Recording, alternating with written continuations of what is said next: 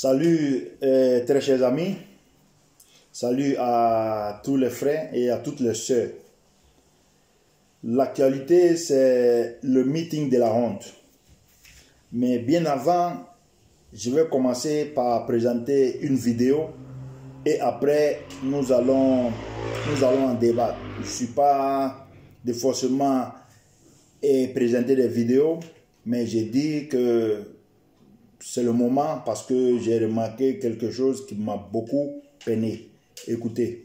De la Côte d'Ivoire au Conseil de sécurité des Nations Unies consacre le retour de la Côte d'Ivoire sur la scène internationale et est un peu les remerciements de la communauté internationale aux efforts consentis par le président de la République, son Excellence M. Alassane Ouattara, pour donner une image différente de la Côte d'Ivoire de celle qu'elle a connue ces dernières années. Nous sommes particulièrement heureux de savoir que la communauté internationale a bien compris le message véhiculé par notre président depuis la sortie de la crise en 2011. Le message est simple, la Côte d'Ivoire est un pays en paix, la Côte d'Ivoire est un pays stable, la Côte d'Ivoire est un pays qui se reconstruit, la Côte d'Ivoire est un pays qui se réconcilie. Malgré les soubresauts, la situation progresse positivement. Le ministre ivoirien des Affaires étrangères. Bonsoir, monsieur le ministre. Bonsoir, madame. Alors, vous êtes avec nous et avec vous, on va évoquer principalement les enjeux de ce 5e sommet. Dites-nous, c'est désormais une question d'heure. Et la Côte d'Ivoire est-elle prête à accueillir ce sommet? Ce n'est pas une question d'heure, nous sommes dans le vif du sujet. La Côte d'Ivoire a accueilli aujourd'hui le président Alassane Ouattara, déjà près de 14 chefs d'État. La plupart des ministres des Affaires étrangères sont présents puisque nous avons eu notre réunion des ministres des Affaires étrangères de l'Union africaine et de l'Union européenne ce matin à l'Hôtel Ivoire. Donc nous sommes dans le vif du sujet. La plupart des autres chefs d'État arriveront demain matin à Abidjan. L'organisation se passe relativement bien, les gens sont satisfaits, ils sont contents d'être en Côte d'Ivoire. La Côte d'Ivoire, pays d'hospitalité, est en train de regagner son renom. Donc tout se passe bien. Tout se passe bien, tout est fin prêt. Vous l'avez déjà assuré aux participants avec qui vous avez eu une rencontre ce matin. Alors la Côte d'Ivoire, notre pays, est le premier pays subsaharien à abriter cette rencontre. Comment explique le choix de notre pays? Qu'est-ce qui a milité en notre faveur? C'est le retour à la paix, la stabilité, le développement, le leadership du président de la République qui a su projeter dans le monde une image d'une Côte d'Ivoire qui s'est réconciliée, qui s'est retrouvée et qui est au travail. Sur cette base, les pays de l'Union africaine ont considéré de l'Union européenne que la Côte d'Ivoire avait la capacité d'accueillir un tel sommet. Vous savez, il s'agit de 83 membres de l'Union africaine et de l'Union européenne qui vont se retrouver. Si on y ajoute les démembrements de l'Union africaine et de l'Union européenne, on parle de 90 délégations.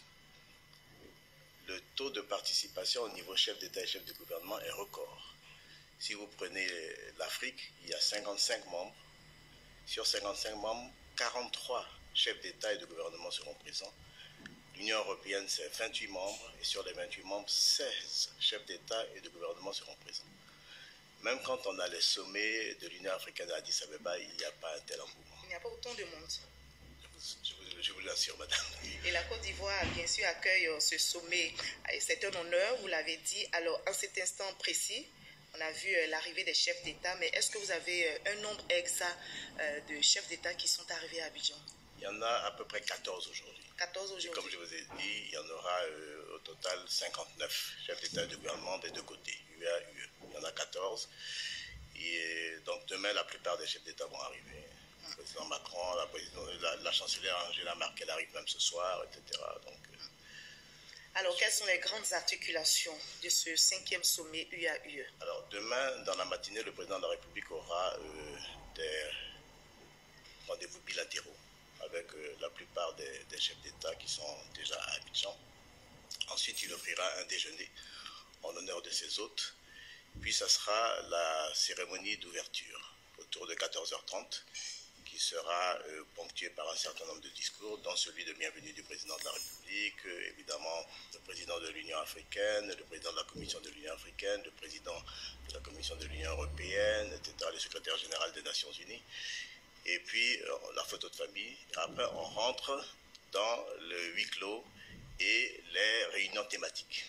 Alors, je ne vais pas vous donner tous les thèmes, ici. Mais si vous voulez savoir... Ok, c'est vraiment ce que il voulait faire savoir. Et comme j'ai dit, ça c'est M. Marcel Amon Tano, en ce moment ministre des Affaires étrangères de la Côte d'Ivoire. Ce monsieur, au meeting de la honte, comme j'ai dit, un meeting organisé par une coalition de gens haineux, et dès que vous rentrez là-bas, vous êtes envahi par la haine. Ce monsieur a dit, vraiment son discours était rempli de haine. On assistait à un déversement de venin au Château de Feu-Boigny. Des responsables des partis politiques ivoiriens ont décidé de verser du venin sur la nation. Et on assistait à tout sauf à des messages de rassemblement. On assistait à tout sauf à des messages de paix. On n'a assisté à aucun message d'espoir. La Côte d'Ivoire, qui est aujourd'hui constituée à près de 75%, la population constituée à près de 75% de jeunesse, cette jeunesse n'a pas eu à écouter un seul message d'espoir. C'est bien évidemment pour cela que Henri Konan Bédié intervient avant son temps, parce que vous avez les vidéos quand Maurice Kakou Gikawe appelle à sauter les étapes pour que Henri Konan Bédié passe, parce que les gens partaient à la maison. Le peuple ivoirien ne s'est pas reconnu dans ces messages-là. Ces messages ont surtout été décevants. Des orateurs, des intervenants se sont succédés et l'un après l'autre, aucun parmi eux n'a eu à penser que le peuple ivoirien seulement avait besoin de paix, de rassemblement. Quand eux-mêmes se sont réunis en coalition, on ne peut pas se réunir en coalition et ne pas être capable de faire un discours de rassemblement, un discours de paix. Pire, ils ont énuméré certains problèmes inventés. D'abord, pour justifier l'incapacité de remplir le stade, ils ont menti aux Ivoiriens et au monde. On nous a fait croire qu'il y avait des individus dehors. Il y avait des manifestants dehors, il y avait des sympathisants dehors qu'on appelait tout le temps à rentrer, alors que le stade n'était pas plein. C'était un peu de cirque. On nous dit que des milliers de cas ou des centaines de cas ont été empêchés de rentrer à Abidjan. Des milliers de participants ont été empêchés d'arriver au stade. Je crois que nos forces de l'ordre se sont comportées en républicaines. Vraiment, il faut leur tirer le chapeau. Il faut saluer cette responsabilité, vraiment ce sens de patriotisme de nos forces de l'ordre. Donc, de grâce qui ne viennent pas salir l'image de nos forces de l'ordre qui se sont comportées vraiment en républicains, en vrais républicains. Nous venons de très peu de temps, nous avons vu comment étaient encadrées les manifestations à Abidjan, comment étaient réprimées les manifestations à Abidjan. Et aujourd'hui, une manifestation de cette dimension où il n'y a eu vraiment pas, à mon absence, de brimade, de répression. Il faut le saluer. Il faut saluer le sens des responsabilités de nos autorités. Dans le fond de ce meeting, Marcel Amon Tano, vraiment j'ai tenu à présenter cette vidéo parce que son intervention était une intervention vraiment remplie de beaucoup de peine, beaucoup de haine. Je crois qu'on ne peut pas avoir collaboré avec M. Ouattara et à ce niveau-là, vraiment, venir jeter autant de venin sur ce monsieur-là. Nous savons bien comment vit la Côte d'Ivoire. Nous savons bien comment fonctionnent nos autorités et comment fonctionnent nos institutions. Comme j'ai dit, c'était le meeting de la honte. Le peuple ivoirien a été déçu. Le peuple ivoirien vraiment est triste que des responsabilités réunies en coalition n'aient pu faire passer aucun message de rassemblement, de paix et d'espoir. Je reviens sur le passage du soi-disant Assoadou qui a égrené quelques aspects que lui il croit vraiment.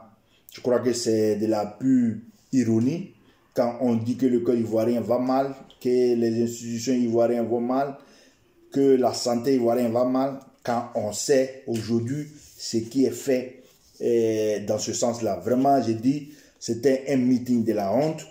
Et les responsables ont tiré à terre parce que le peuple ivoirien a mûri. Ils feront mieux de s'organiser pour aller aux élections qui sont prévues le 31 octobre. 31 octobre, évidemment, que Bédier, je ne sais pas, a trouvé un autre nom du 31 décembre. 31 décembre, octobre. Je crois que le vieux est dépassé, le vieux est un peu déboussolé, c'est tout à fait normal. Avec l'âge, on perd quand même des capacités et nous l'avons vu. Nous l'avons vu. Et aujourd'hui, comme j'ai dit, vraiment ce meeting-là a été une déception totale dans la forme et dans le fond.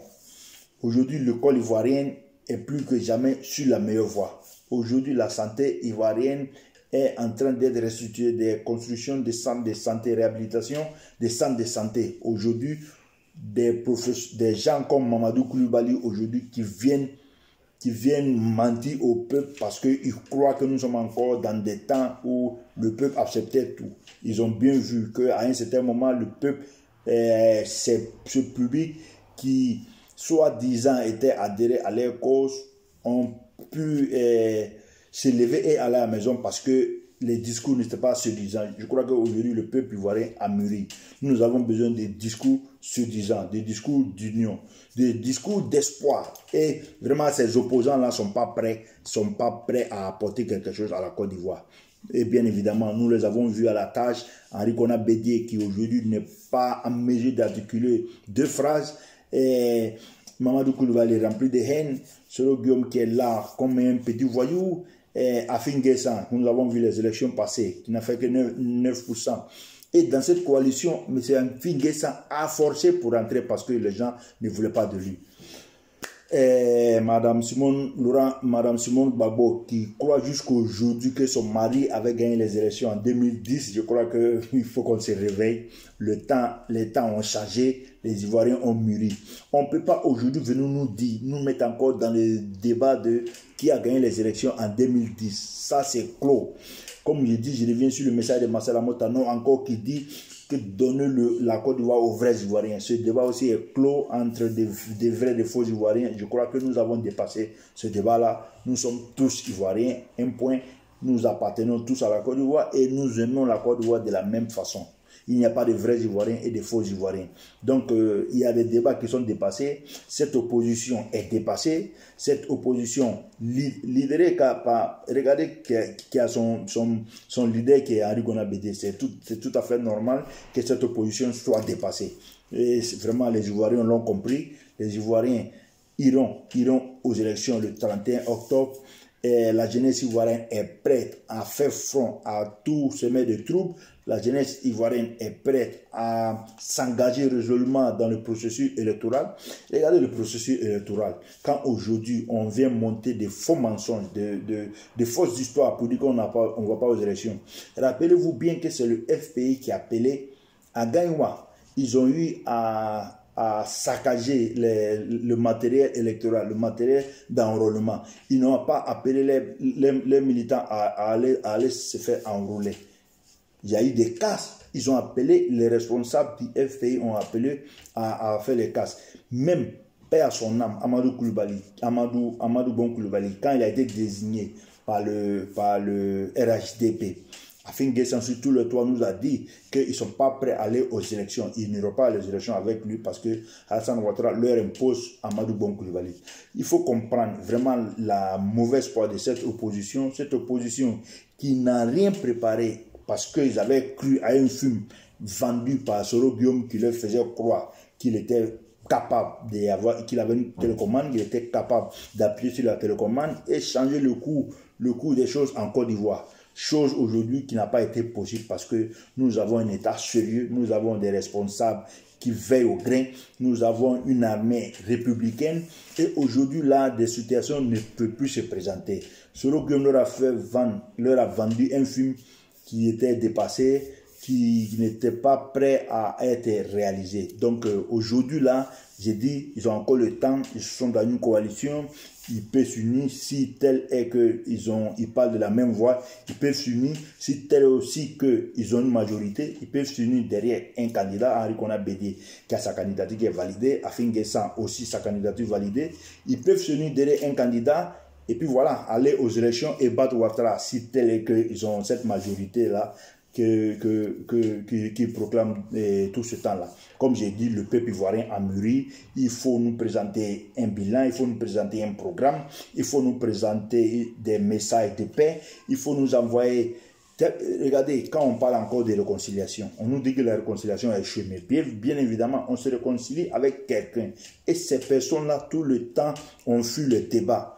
On se rappelle, au Premier ministre Amadou Bon Coulibaly qui avait entamé une table ronde. Cette table ronde, toujours le FPI. On avait cru Afin Guessan un peu lucide, comme j'ai eu un moment dans une de mes vidéos à le féliciter. On l'avait cru lucide, mais il a été vacciné par ce venin de haine-là. Et il a évidemment suivi ces gens. On a vu Marcel Amotano tout récemment, qui était l'un des plus proches collaborateurs de M. Ouattara, qui a été vacciné par ce virus, par ce venin de la haine-là.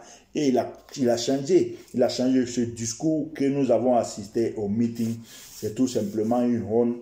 De grâce, les Ivoiriens ne veulent plus assister à ces genres de manifestations, à ces genres de discours. Nous avons dépassé ce niveau-là. La jeunesse ivoirienne est en position de toutes ses qualités, de toutes ses capacités. Aujourd'hui, nous avons mûri. Aujourd'hui, nous sommes intelligents. Nous avons vu, nous savons faire la part des choses. Aujourd'hui, là, il faut qu'on ne vienne pas nous présenter encore des bilans, des messages aussi haineux qui n'arrivent pas à séduire les Ivoiriens. Sur ce, comme j'ai dit, le combat est long, le combat est mené, nous sommes sur la bonne voie. Soyez forts, que Dieu bénisse la Côte d'Ivoire.